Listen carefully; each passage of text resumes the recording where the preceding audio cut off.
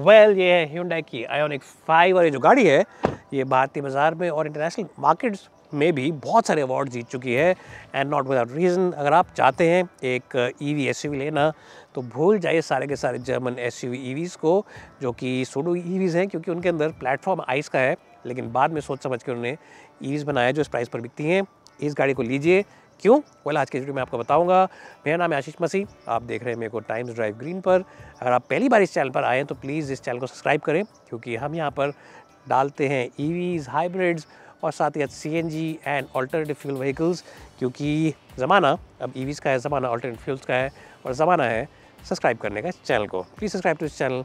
Let's get started with the Hyundai Ioniq 5 और सबसे पहले आपको एक वॉक आउट करके दिखाते हैं, बताते हैं इस गाड़ी के डिटेल हाइलाइट्स जो कि स्टाइल में है, और फिर चलेंगे अंदर और गाड़ी को लेकर चला के आपको बताएंगे चलाने में कैसी है।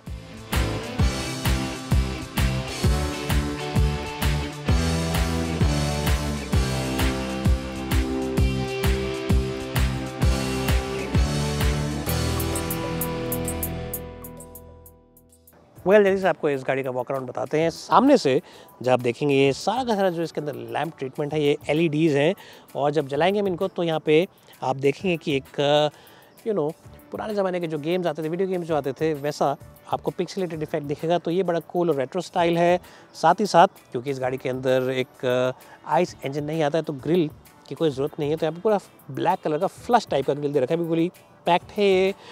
उसके अलावा नीचे आप यहाँ पे देखेंगे अगेन पूरा पैक्ड दे रखा है सिस्टम, ताकि एरोडायनेमिक्स के हिसाब से अच्छी रहे। सेंसर्स वगैरह यहाँ दे रखे हैं, और साइड प्रोफाइल पर अगर आप देखेंगे तो बड़े 20 इंच के पहिए आते हैं, क्योंकि एसयूवी है तो 20 इंच के पहिए आते हैं जो कि बहुत ही आलीशान लगते हैं। एलो व्हील्स का डिज़ाइन भी काफ़ी अच्छा है, and of course these are Michelin tyres जो कि चल रहे हैं एनर्जी सेविंग टेक्नोलॉजी के साथ। कंपाउंड वगैरह जो इनके अंदर है उससे रोलिंग रेजिस्टेंस वगैरह कम आता है, ताकि इसकी एफिशिएंसी वगैरह काफ़ी इंक्रीज़ हो जाए। साइड प्रोफाइल की अगर बात करें तो आपको मिलते हैं आजकल जो फैशन में है फ्लश टाइप डोर हैंडल्स, जो कि पूरी तरह अंदर चले जाते हैं बॉडी के साथ, और यहाँ पर एक कट मिलता है ऊपर से नीचे आता हुआ। It's a flat design but still you get this crease and this little bit of a cut to give you that little bit of personality on the car. अगर आप देखेंगे पीछे की तरफ तो हल्का सा स्लोप है रूफ में, बहुत ज़्यादा ऐसा नहीं है कि अंदर आपको इफेक्ट करे, बट हल्का स्लोप है। और पीछे की तरफ अगेन आपको मिलता है वही pixelated design for the lamps, LEDs हैं यहाँ पर भी, और यहाँ पे ऑफ कोर्स Ioniq 5 का लोगो। आप कहेंगे वाइपर क्या ऊपर छुपा रखा है? नहीं, इसमें वाइपर नहीं छुपा है, टूसॉन में यहाँ पे छुपा होता है, इसमें पीछे का वाइपर एंड वॉश वाला हिसाब किताब है ही नहीं। So that's something which is missing on expensive car. Again you get sensors over here and this unique design for the bumper as well. Overall it's a very sophisticated, very up marketed, very modern design जो कि देखते ही आपकी आंखों को भा जाएगा। It's a design जो स्टैंड आउट भी करता है और साथ ही साथ जो किसी को हर्ट भी नहीं करेगा। ऐसा डिज़ाइन नहीं है जो लोग कहेंगे अरे मज़ा नहीं आया देख के, सबके दिलों में ये डिज़ाइन भा जाएगा। ऐसा डिज़ाइन बनाया है Ioniq के लिए Hyundai ने। अब चलते हैं अंदर और इंटीरियर्स वगैरह आपको दिखाते हैं।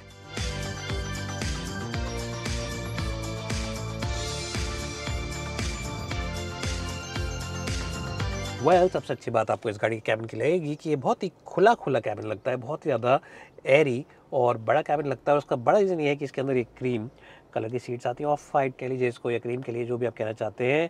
अब जो नीचे ये वाला पार्ट है ये भी बाहर एक्सटेंड हो जाता है, जैसे मैंने सीट का कर रखा है, आप चाहें तो इसको अंदर भी डाल सकते हैं। और सीट्स अपने आप में बहुत ही ज़्यादा कंफर्टेबल हैं, बहुत ही ज़्यादा बेहतरीन है इन टर्म्स ऑफ सपोर्ट।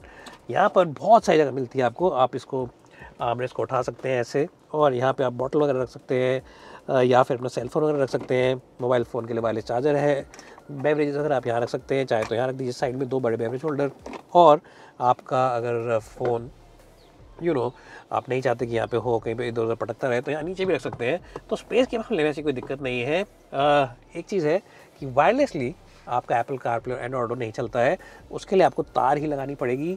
वो इसलिए है क्योंकि इनका इंटरनेशनल लेवल पर एक एग्रीमेंट वगैरह साइन होता है उन सब चीज़ों के लिए, वायरलेस कनेक्शन वगैरह लें आप, तो वो शायद साइन नहीं किया गया है या फिर उस डॉक्यूमेंट में कोई बात रह गई होगी। But I think apart from that one small negative that wireless connection नहीं है एप्पल कारप्ले के लिए, बाकी सब कुछ गाड़ी में फर्स्ट क्लास है, बिल्कुल फर्स्ट रेट है। अगर आप बात करते हैं फीचर्स की, तो देखिए इतनी महंगी गाड़ी है, मेरे को फीचर्स बताने की जरूरत नहीं है, प्रीमियम गाड़ी है, फ्लैगशिप गाड़ी है, तो फीचर्स गाड़ी में सारे के सारे आते हैं। ADAS फीचर्स हैं, यानी कि आपको मिलते हैं lane departure warning, lane keep assist, blind spot assist, adaptive cruise control, emergency brake assist, बहुत सारी चीज़ें मिल जाती हैं आपको। और जो दोनों के दोनों यहाँ पे डिजिटल स्क्रीन्स हैं, बिल्कुल चुम्मा क्वालिटी है, बिल्कुल नंबर 1 क्वालिटी है। ये जो बड़ा स्क्रीन है यहाँ पे इंफोटेनमेंट के लिए बहुत ही क्रिस्प है, इजी टू नेविगेट है and Hyundai makes the best infotainment systems. ये बात चाहे आप वेन्यू में बैठे हो, चाहे आप आयोनिक में बैठे हो, चाहे आप क्रेटा या वर्ना में बैठे हो, आप इस बात को यस कहेंगे कि हाँ, इंफोटेनमेंट सिस्टम्स की अगर हम बात करते हैं Hyundai का कोई मुकाबला नहीं है। मारुति सुजुकी, टाटा मोटर्स, महिंद्रा, कोई इनके आसपास भी नहीं आते। स्कोडा अगर तो बहुत पीछे, लेकिन ये सब जो बाकी ब्रांड्स हैं जिनके राइवल्स हैं मास मार्केट में, वो इनके आसपास भी नहीं आते हैं। अगर हम बात करते हैं इंफोटेनमेंट सिस्टम की, चलाने में क्रिस्प है, देखने में क्रिस्प है, ईजी टू अंडरस्टैंड है और बहुत ही अच्छे से और साफ तरीके से मेन्यूज़ वगैरह मार्क कर रखी है। So that is something which you really appreciate. यहाँ से काफ़ी सारी चीज़ आप कर सकते हैं, हाँ, लेकिन जो आजकल दूसरी गाड़ियाँ जो इलेक्ट्रिक कार जो सब कुछ यहाँ पे स्क्रीन में डालती हैं वैसी नहीं है Hyundai। उन्होंने यहाँ पर भी बटन्स दे रखे हैं, फिजिकल बटन्स दे रखे हैं मीडिया वगैरह के लिए, मैप्स के लिए, नेविगेशन के लिए और AC वगैरह कंट्रोल्स के लिए यहाँ पे बटन दे रखे हैं। मैप्स के साथ साथ आपको यहाँ पे पार्किंग का भी बटन मिल जाता है, यानी कि जो पार्किंग सेंसर उन्हें ऑन ऑफ कर सकते हैं और साथ ही साथ यहाँ पे कैमरा का बटन भी मिल जाता है। तो it's a very well laid out system, very intuitive to operate, nice touch screen, lots and lots of features. Every feature that you can think about this car has it, and of course it's a nice and airy place to be. Quality की बात करें, first class quality is well, कोई भी कमी नहीं है गाड़ी के अंदर। Seat comfort is very good, cabin quality is very good and of course you get different driving modes choose from. आप चाहे तो इको, नॉर्मल या स्पोर्ट मोड चूज़ कर सकते हैं। ऑब्वियसली बात है कि अगर आप स्पोर्ट मोड रखेंगे तो इसकी रेंज गिर जाती है और इको मोड में रखेंगे तो रेंज थोड़ी सी एक्सटेंड हो जाती है। पैडल शिफ्टर्स दे रखे हैं स्टीयरिंग के पीछे, शिफ्टर्स नहीं है ये, एक्चुअली रीजनरेटिव ब्रेकिंग के लेवल को बढ़ाने के लिए या घटाने के लिए है। अगर आप ये वाला यूज़ करते हैं तो ऑब्वियसली थोड़ा ऊपर जाती है ब्रेकिंग, और एक दूसरा वाला यूज़ करते हैं तो उससे थोड़ी कम हो जाती है। तो ये सब चीज़ें इस गाड़ी में मिलती है आपको। एक चीज़ जो थोड़ी सी इनिशियली उसके लिए अजीब सी होगी वो ये है कि जो इसका गियर लीवर है वो यहाँ पे साइड में देखा और रोटरी टाइप का है। ऐसा नहीं है कि जैसे मर्सिडीज में आता है नीचे ऊपर करते हैं, वैसा वाला नहीं है। So it's a rotary type of gear lever and initial users might just have one or two issues for the first couple of days or maybe the first week. After that of course आपको आदत हो जाएगी gear lever भी use करने की। मेरे हिसाब से फ्रंट एंड के कैबिन को हम देंगे इस गाड़ी के 10 में से 10 का स्कोर।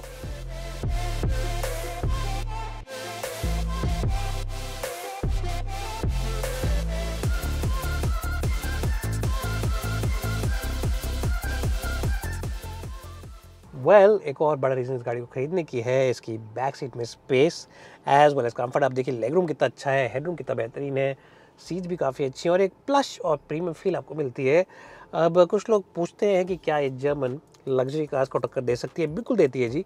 अगर आप बात करते हैं एक फील की, एक एम्बियंस की, तो जो लग्जरी कार जर्मनी से आती है उनको टक्कर देती है।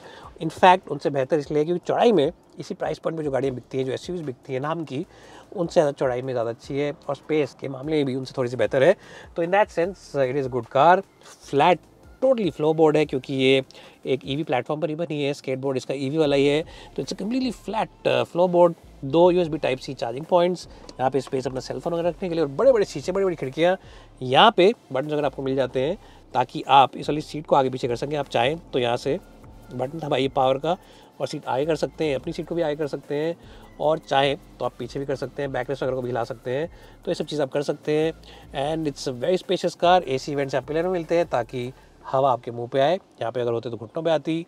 एंड अगेन जैसे सेड बहुत सारा स्पेस है, बड़े शीशे हैं, ब्लाइंड्स आपको मिल जाते हैं और साथ ही साथ आप चाहें तो यहाँ पे साइड के इस लाइट को भी जला सकते हैं और किताब वगैरह पढ़ सकते हैं अंधेरे के टाइम पे। तो again very nice place to be and of course the seats can be move front as well as back. और इसी रीजन से मैं दूंगा इस गाड़ी की बैक सीट को अगेन एक बहुत ही बेहतरीन स्कोर 10 में से 10 का। आइए अब देखते हैं डिक्की कितनी बड़ी है और फिर गाड़ी को लेकर चलते हैं ड्राइव पर। तो आइए जल्दी से आपको इस गाड़ी का बोर्ड दिखाते हैं। अब ये बहुत डीप तो नहीं है क्योंकि ऑफ कोर्स बैटरी पैक वगैरह है नीचे की तरफ हुआ फ्लो बोर्ड के पीछे और बीच में सीट्स के, लेकिन फिर भी काफ़ी चौड़ाई में अच्छा बूट है, बड़ा बूट है और स्पेशियस बूट है। आराम से आप 2 बड़े सूटकेस इस पर रख सकते हैं और यहाँ पे इन्होंने एक ये शेल्फ दे रखा है, पार्सल शेल्फ, इसको आप आराम से यहाँ पे लगाइए और सामान को आप छुपा सकते हैं उन लोगों से जो बार बार गाड़ी के बूट को देखते हैं खोल खोल के। तो ये बहुत अच्छी चीज़ है उन लोगों के लिए भारी ज़्यादा पार्सल शेल्फ नहीं चाहते हैं लेकिन चाहते हैं कि हमारा सामान छुपा रहे। अगर आप बैक सीट्स को पूरी तरह गिरा देंगे तो बहुत ही अच्छा फ्लैट लोड एरिया मिलता है आपको और बहुत ही बेहतरीन और डीप बूट मिलता है। सबसे अच्छी बात पावर टेलगेट है, तो आपकी सासू माँ भी खुश और आप भी खुश क्योंकि अच्छा वो आएंगे आपके घर तो आपको कसरत करने की ज़रूरत नहीं पड़ेगी, उनका सामान भी इस गाड़ी में आ जाएगा। बोर्ड को आप देंगे 9 का स्कोर 10 में से।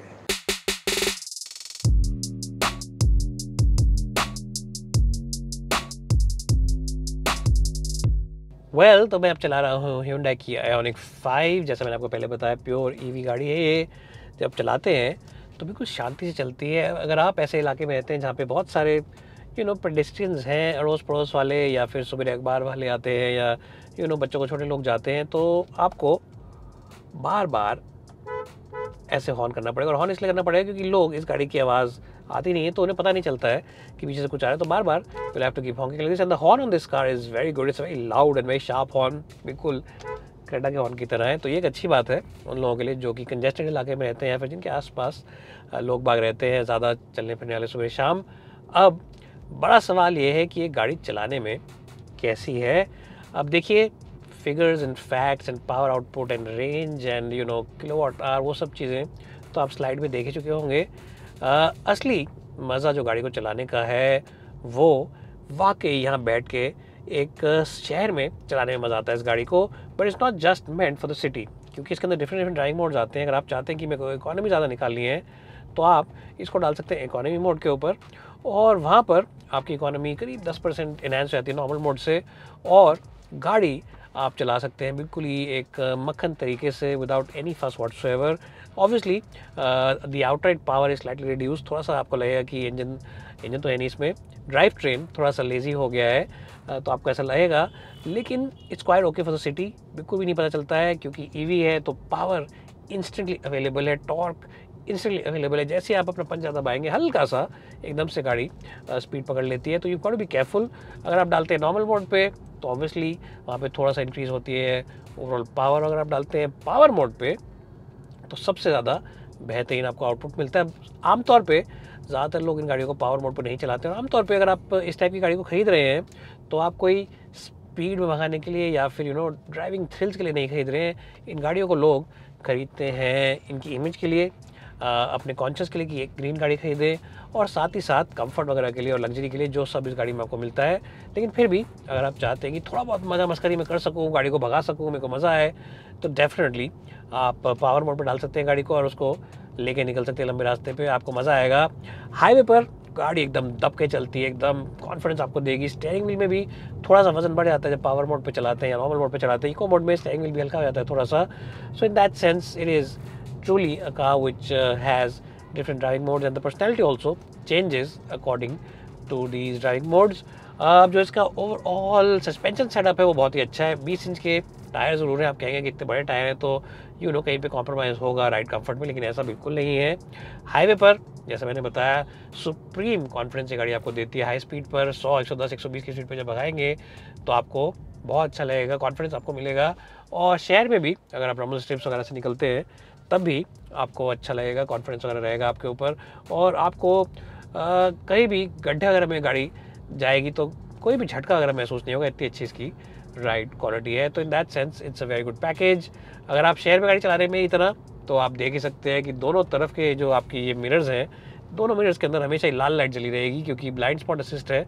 तो हमेशा ही कोई ना कोई टैक्सी या कोई स्कूटरिस्ट या कोई भी गाड़ी वाला बीच में आपके ला के रखता है गाड़ी, तो you got to be a little careful of that. आपको पता रहना चाहिए कि लाल लाइट क्यों जल रही है, ब्लाइंड स्पॉट असिस्ट के लिए जल रही है।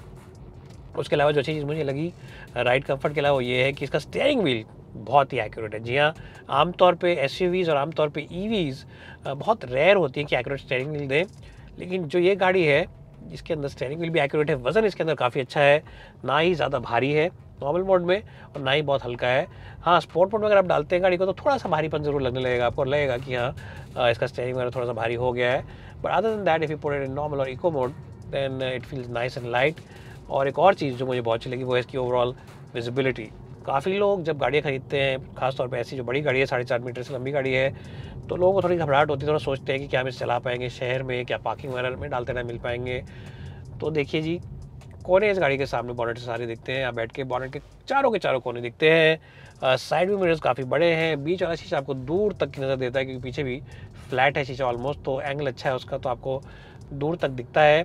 तो कोई भी कॉम्प्रोमाइज़ वाली बात नहीं है। अगर आप लंबे सफ़र पे या शहर में या कहीं पर भी गाड़ी को खुद चलाते हैं, visibility is excellent and because you get very of white kind of interior, तो उससे भी एक अंदर से लाइट जो होता है ना, एरीनेस की फील आती है। तो ब्राइटनेस कैबिन के अंदर भी काफ़ी अच्छी है, तो उस चीज़ से भी you will have a good sense of positivity about yourself and a very good sense of positivity about the Hyundai Ioniq 5। मेरे हिसाब से गाड़ी चलाने में आलीशान है, बेहतरीन पैकेज है और किसी भी तरीके का कोई कॉम्प्रोमाइज़ वाली बात नहीं है। Power mode, economy mode, normal mode पे आप पर्सनैलिटी गाड़ी की चेंज कर सकते हैं। विजिबिलिटी काफ़ी अच्छी है, राइड कंफर्ट एक्सीलेंट है, and just in general it has a very positive feel, good factor about itself. मैं दूंगा इस गाड़ी को ड्राइविंग डिपार्टमेंट में एक बहुत ही अच्छा स्कोर 4.7 का 5 में से। मेरे को बहुत अच्छा लगा इस गाड़ी को चला के। थोड़ी बहुत पावर और थोड़ा बहुत और चीज़ इंप्रूव हर गाड़ी में हो सकती है, बट इसमें ऐसी कोई ज़रूरत वाली बात मुझे नहीं लगी। अब गाड़ी को रोकते हैं, प्रोज एंड कॉन्स बताते हैं, फिर बताते हैं आपको कि क्या गाड़ी लेनी चाहिए या आपको गाड़ी अवॉइड करनी चाहिए। तो ये Hyundai की Ioniq 5 किसको लेनी चाहिए? अगर आपका बजट है 50-55 लाख रुपए और आप चाहते हैं कि आप एक लग्जरी EV SUV खरीदें, तो जर्मन गाड़ीज़ को बोलिए। जर्मन एंट्री लेवल की EV SUV जो सारी की सारी आइस प्लेटफॉर्म्स के ऊपर बनी है। ये गाड़ी एक EV प्लेटफॉर्म पर बनी है।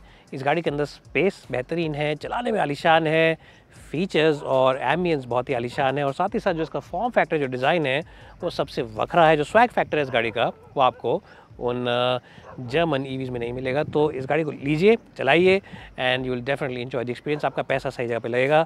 इसको देंगे एक बहुत ही स्ट्रॉन्ग स्कोर 4.8 का 5 में से।